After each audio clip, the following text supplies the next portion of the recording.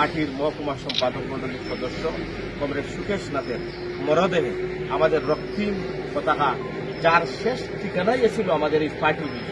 যারা সবাই মিলিয়া আমরা প্রথমেই রক্ত পতাকা দিয়া আমরা মরদেহ ডাকার জন্য আমি অনুরোধ করতেছি।